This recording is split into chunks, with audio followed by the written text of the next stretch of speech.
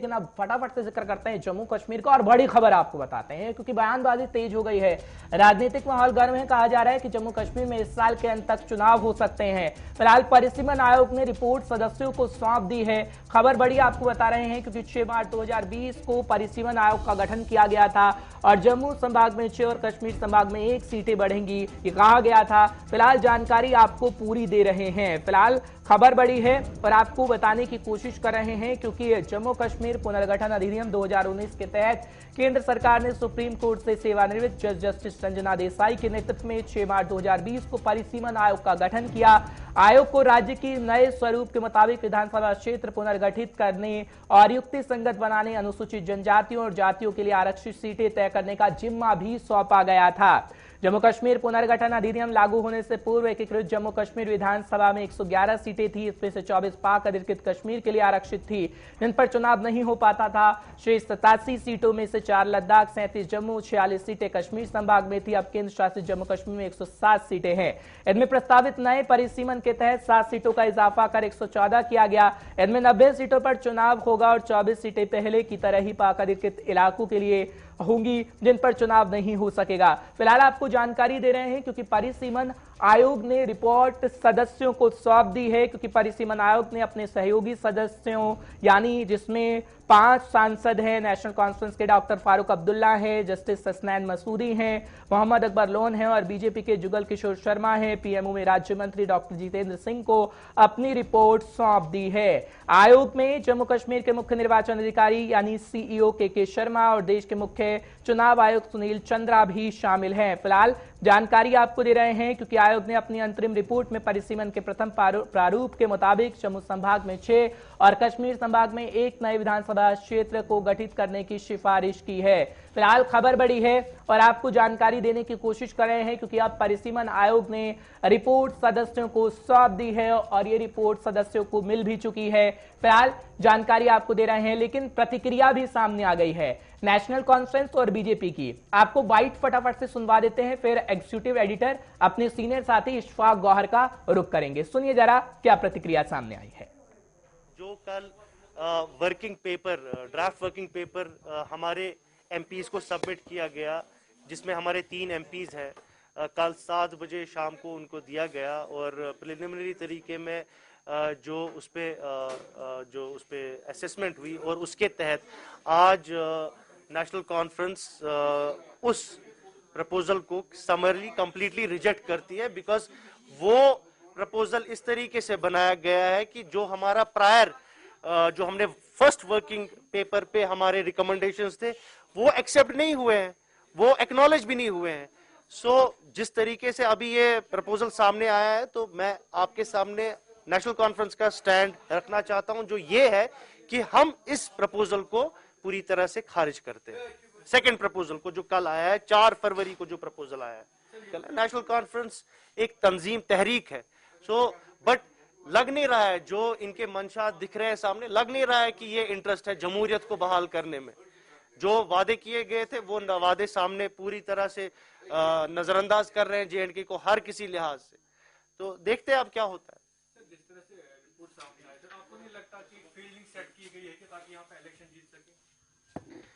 मैं इसका बस एक ही जवाब दूंगा, मैन प्रपोजेस गॉड डिस्पोजेस।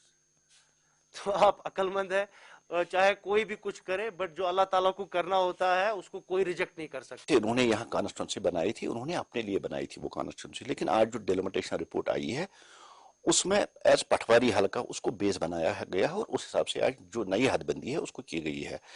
कुछ ऐसे इलाके और मैक्सिमम जो देखा गया था कि कहीं पटवारी हल्का का आधा हिस्सा किसी तहसील में आता था और आधा हिस्सा किसी तहसील में, आज पटवारी हल्का को ही बेस बनाकर कॉन्स्टिट्यूंसी विद इन कॉन्स्टिट्यूंसी रखी गई। जो हमारी नदियां हैं, जो हमारे पहाड़ है, जो दरिया है, उनको बेस बनाकर बाउंड्रियां तय की गई और आज की जो डिलिमिटेशन है वो पूरा मैथमेटिकली और साइंटिफिकली की गई है और किसी के साथ नाइंसाफी की गई नहीं। आज प्रॉपर तरीके से इस डिलिमिटेशन में कश्मीर के लिए, जम्मू कश्मीर के लिए इंसाफ किया गया है। अब जो पिछली पार्टियां थे, जब उस वक्त डिलिमिटेशन हुई थी, उसका कॉन्स्टिट्यूंसी का आधा हिस्सा किसी डिस्ट्रिक्ट में हुआ करता था, आधा हिस्सा किसी डिस्ट्रिक्ट में हुआ करता था, तहसील का आधा हिस्सा पता नहीं पुलिस स्टेशन तहसील के बाहर हुआ करता था, वो अब ऐसा नहीं। अब कॉन्स्टिट्यूंसी विद इन कॉन्स्टिट्यूंसी अब जो होती है वो उसी डिस्ट्रिक्ट की होगी, आधा हिस्सा कहीं और आपको दिखेगा नहीं, आधा हिस्सा कहीं नहीं होगा। और जो पटवारी हल्का को बेस बनाया गया है इस डिलिमिटेशन में, वो सबसे अच्छी बात है कि उस तरीके से कॉन्स्टिट्यूंसी, एक तो विदिन से कॉन्स्टिट्यूंसी आएंगे और जितनी भी पटवारी हल्का है वो उसी तहसील में आएंगे जिस तहसील के साथ वो ताल्लुक रखते हैं। ये नहीं होगा कि पटवारी हल्का का आधा हिस्सा किसी और तहसील में आएगा और किसी और तहसील में। मेरा इतना कहना है कि आज की जो डिलिमिटेशन है पूरी साइंटिफिकली, पूरी मैथमेटिकली इसको किया गया और आज लोगों के साथ इंसाफ किया गया और इक्वलिटी और पैरेललिटी इसमें दिखाई गई है। ये सबसे बड़ी बात है आज के। चलिए, साइंटिफिक और मैथमेटिक्स समझाने की कोशिश जो राजनेता कर रहे थे उसको अच्छे से समझने के लिए इशफाक गौहर का रुख कर लेते हैं। एक्जीक्यूटिव एडिटर हमारे सीनियर साथी इस वक्त मेरे साथ जुड़ चुके हैं। इशफाक, बहुत बहुत शुक्रिया हमारे साथ जुड़ने के लिए, अपना समय देने के लिए। इशफाक, बताइएगा, क्योंकि राजनेता अपनी अपनी बातें कह रहे हैं, बीजेपी आरोप नेशनल कॉन्फ्रेंस पे लगा रही है, लेकिन इससे परे जब मैं आपसे जानना चाहूं तो रिपोर्ट सदस्यों को सौंप दी गई है। क्या ये रिपोर्ट कहती है और क्या कुछ जानकारी आप दे रहे हैं? देखिए, जैसे हम अपने दर्शकों को लगातार इस बात से बाखबर कर रहे थे, उन्हें ये बात बता रहे थे कि देखिए जब दूसरी रिपोर्ट आएगी जो कल रात देर गई आई, ये दो तरह की होगी। एक जो हमारी स्टिंग असेंबली थी उसमें अब तोसी होगी, वो बड़ी होगी, 90 असेंबली सेगमेंट्स है, उनको रिस्ट्रक्चर किया जाएगा और बहुत सारी असेंबली सेगमेंट्स के नाम बदल दिए जाएंगे। एक तो हम लगातार ये कह रहे हैं, और दूसरा इसी प्रोग्राम में और इससे वाले पहले प्रोग्रामों में हमने इस बात पर भी चर्चा की थी कि असेंबली के साथ साथ जो लोकसभा की सीट्स हैं उसको भी रिस्ट्रक्चरिंग करने की बात जो है वो सामने रखी गई है। और बिल्कुल वैसे ही कल परिसीमन कमीशन के आयोग के चेयरमैन की तरफ से रिपोर्ट जो अपने सहयोगी मेंबरों को दी गई है उसके अंदर ये दोनों चीजें हैं ऑन प्रायोरिटी वाइज की गई है। इससे पहले जैसे आपने खुद भी कहा कि जो नेशनल कॉन्फ्रेंस की तरफ से तीनों मेंबरों ने एक रिटन कंप्लेंट की थी कि सेंसस 2011 को बेस बनाया जाए या सेंसस 2003 को, जैसे आप बता रहे हैं कि बेस बनाकर आगे बढ़ने की कोशिश, पुराने सेंसस को आगे बढ़ाने की कोशिश की जा रही है। दरअसल उस तरीके से जनाब नहीं किया गया और उन्हें काफ़ी कुछ एतराज़ थे। कोई 10 से 12 पॉइंट्स ऐसे थे जो हसनैन मसूदी ने अपनी उस चिट्ठी के अंदर कमीशन के सामने रखा था, जिसके अंदर तीनों मेंबरों ने, फारूक अब्दुल्ला ने, हसनैन मसूदी ने और उनके तीसरे मेंबर ने भी, मोहम्मद अकबर लोन साहब ने भी साइन किए थे। लेकिन उन सभी तजवीज़ों पर, उन सभी सवालों पर कोई भी जवाब जो है वो खुलेआम कमीशन की तरफ से नहीं दिया गया है, उसे नज़रअंदाज किया गया है। और दूसरी रिपोर्ट जो एक्सपेक्टेड रिपोर्ट थी वो सामने आई है। और उस एक्सपेक्टेड रिपोर्ट के अंदर जब आप जम्मू कश्मीर के खदोखाल को देखें तो कश्मीर सूबे की मैं सबसे पहले बात करूंगा, क्योंकि जम्मू के अंदर ऑल इज गुड माना जा रहा है। वहां पर उतनी ज्यादा रेजिस्टेंस नहीं थी जितनी हमने कश्मीर में देखी थी इस कमीशन के रिपोर्ट आने के पहले, जब कमीशन की पहली रिपोर्ट आई थी। तो अब जो दूसरी कमीशन की रिपोर्ट आई है, जो प्रपोजल दिया गया है, पहले नॉर्थ कश्मीर का बारामूला डिस्ट्रिक्ट आप देख लेंगे तो डिलिमिटेशन कमीशन ने बारामूला को और 2 नई कॉन्स्टिट्यूंसियां दी हैं, एक कुंजर आ गया, एक टंगमर्ग आ गई है। तो मैंने पहले कहा कि रिस्ट्रक्चरिंग ऑफ कॉन्स्टिट्यूंसीज में ये नए नाम सामने आए हैं और एग्जिस्टिंग संग्रामा कॉन्स्टिट्यूंसी जो है इसको मर्ज किया गया टंगमार्ग में। अब आप समझ सकते हैं कि नॉर्थ कश्मीर की टोपोग्राफी के अंदर जब इस तरीके की हलचल होगी तो बड़े चेहरे जिनका वोट बैंक माना जाता था इन इलाकों के अंदर है, वो कहीं ना कहीं खिसकता हुआ यहाँ पर साफ नजर आ रहा है। वो एक जगह पर कंसोलिडेट नहीं है। इसी तरीके से जब आप जिला कुपवाड़ा की बात करेंगे जो नॉर्थ का ही इलाका है, वहां पर नई कॉन्स्टिट्यूंसी बनाई गई जो कश्मीर प्रोविंस को मिली है, वो त्रिहगाम है, यानी बॉर्डर बेल्ट को साधने की कोशिश यहां पर है। त्रिहगाम को दिया गया है और उसके साथ साथ जो एडजेसेंट एरियाज को है वो जोड़ दिया गया है।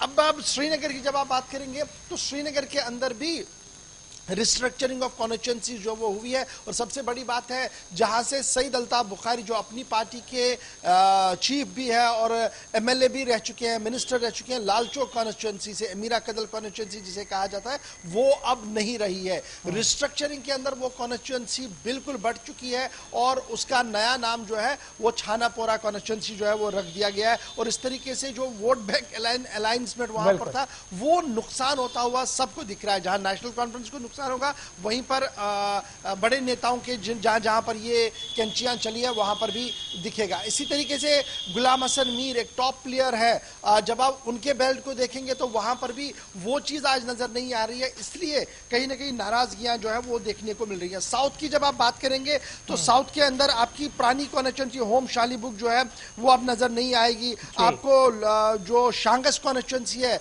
जहां पर कांग्रेस का एक दबदबा एक जमाने में हुआ करता था, अब वो हिस्ट्री का हिस्सा बन गई है। इस तरीके से अब शांगस भी जो है वो कॉन्स्टिट्यूंसी नहीं होगी। तो कोशिश जो की गई है परिसीमन कमीशन की तरफ से, जो रिस्ट्रक्चरिंग हुई है, वो उन्होंने अपना एक बेस बनाया है, उस बेस को बनाते हुए जी की गई है। बिजबिहारा के अंदर भी इसी तरीके से जो है वो रिस्ट्रक्चरिंग की गई है। अनंतनाग कॉन्स्टिट्यूंसी को रिस्ट्रक्चर किया गया है, पहलगाम को रिस्ट्रक्चर किया गया है। जब आप इस फहरिस्त को देखेंगे, ये लंबी लाइन जो है, तो इसके अंदर श्रीनगर का हजरत बल एरिया और उसको रिस्ट्रक्चर करने की बात कही गई है। खानियार को जो अली मोहम्मद सागर जहां से रिप्रेजेंट करते थे काफी सालों से, उसको रिस्ट्रक्चरिंग की गई है। साउथ कश्मीर यानी साउथ श्रीनगर, ये नया नाम जो है कॉन्स्टिट्यूंसी को दिया गया। सोनवार आपकी पुरानी थी, छानपोरा नई आई है। जोनीमर एक हिस्से का नाम दिया गया है। ईदगाह को ऐसे बनाने की कोशिश जो की गई। तो कुल मिलाकर जब आप देखेंगे एंटायर जम्मू कश्मीर के अंदर ये पेपर है, ये इस बात की गवाही दे रहा है कि आने वाले दिनों में सियासत किस तरीके से अपनी करवट जो है वो लेना शुरू कर चुका है।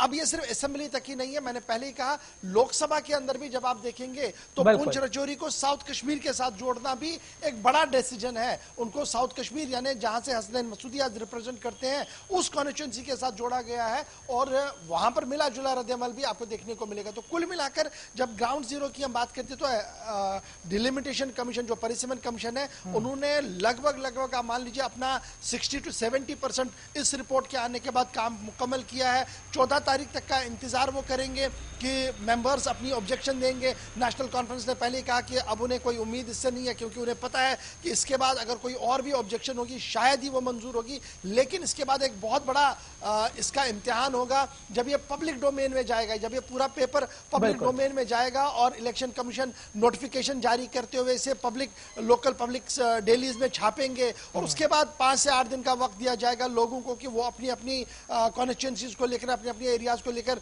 रिप्रेजेंटेशन देंगे।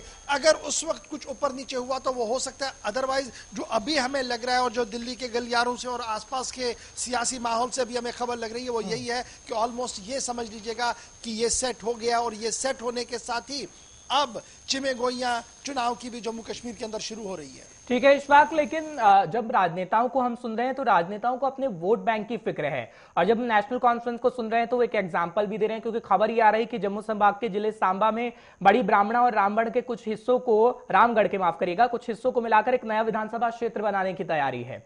अभी ये कहा जा रहा है कि भैया बल्कि ऑलमोस्ट वो कर दिया गया, क्योंकि देखिए जम्मू को अपने 6 सीटें बनानी है जी, तो वो कैसे बननी है, वो तो कहीं पर आपने बनानी थी ना, वो ऑलरेडी नॉमिनेट थी कि कहां पर होनी की, क्योंकि कुछ बातें पहले ही बाहर आ रही थी और कल जब रिपोर्ट आई तो वो क्लियर हो गई हैं। तो मैंने पहले ही कहा कि देखिए जम्मू के अंदर जिस तरीके से परिसीमन कमीशन ने काम किया है, जम्मू की political parties by and large आपको खुश नजर आएंगी as compare to Kashmir centric जो पार्टियां हैं, क्योंकि कश्मीर सेंट्रिक पार्टियों को बहुत ज्यादा लॉस और बहुत ज्यादा नुकसान जो वोट शेयर के हिसाब से है वो इससे हो रहा है। क्योंकि आज तक उन्होंने काम कैसे किया था कि अपने अपने इलाकों को लेकर अपनी कॉन्स्टिट्यूंसीज को डेवलप करने की कोशिश उन्होंने ये थी कि आज नहीं तो कल नहीं तो 10 साल बाद चुनाव होंगे तो वापस लोगों में जाएंगे। लेकिन अब शायद वो वोट बैंक बिखर चुका है और ये भी एक बड़ी दिलचस्प बात है कि माइनॉरिटीज का जो वोट है, चाहे वो शिया वोट है या दीगर वोट है, उसको कंसोलिडेट किया गया है इस रिपोर्ट के हिसाब से। अगर आप इसको ऊपर से जो हम देख रहे हैं और जो पब्लिक फीडबैक है,